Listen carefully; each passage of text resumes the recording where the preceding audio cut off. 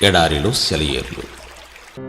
జనవరి 28వ తేదీ కొరకు వ్రాయబడిన ఈ భాగాన్ని మీకు చదివి వినిపిస్తున్నది సహోదరుడు పాల్ సుందరం.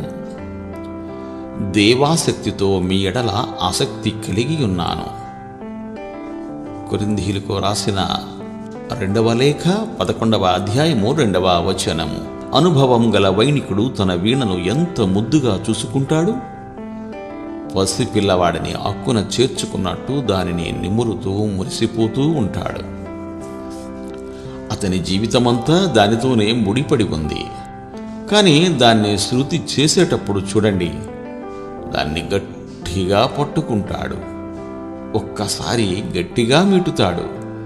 అది నొప్పితో ఉన్నట్టు తెరలు తెరలుగా నాదం వస్తుంటే దీక్షగా దానిపైకి వంగి ఆ నాదాన్ని వింటాడు. దాని శబ్దం సరిగ్గా లేకపోతే ఆ తీగను లాగి బిగిస్తాడు. అది బిగువుగా తెగిపోవడానికి సిద్ధంగా ఉన్నట్టు కనిపించినప్పటికీ మళ్ళీ గోటుతో గట్టిగా మీటుతాడు. అలా ఆ ధ్వని అతనికి సంతృప్తికరంగా వినిపించి అతని మొహంలో చిరునవ్వు విరిసేదాకా ఆ వీణను అలా హింసిస్తాడు. దేవుడు నీ జీవితంలో కూడా ఇలానే చేస్తున్నాడేమో గమనించు. ఈ వైణికుడు తన వీణను ప్రేమించినంతగా ఆయన నిన్ను ప్రేమిస్తున్నాడు. నీలో అన్ని అపశృతులే. నీ హృదయ తంతుల్ని ఏదో ఒక శ్రమతో కఠినంగా సాగదీస్తాడు. నీ వైపుకి శ్రద్ధగా వంగి ఆలకిస్తూ నిన్ను గొరుతో మీటుతాడు. నువ్వు బాధలో కోపంగా కరుకుగా గొణుగుకుంటే నీ గురించి ఆయన హృదయం గాయపడుతుంది. అయినప్పటికీ నాది కాదు ప్రభు, నీ చిత్తమే సిద్ధించుగాక అనే స్వరం వినిపించేదాకా ఈ శృతి చెయ్యడం చాలించడు. ఆ స్వరమే ఆయన చెవులకు దేవదూతల గానం కంటే మధురమైనది. నీ హృదయం బుద్ధి తెచ్చుకుని ఆయన వ్యక్తిత్వంలోని పరిశుద్ధమైన లయను రాగాన్ని సమ్మిళితం చేసుకునేదాకా మీటుతూనే ఉంటాడు.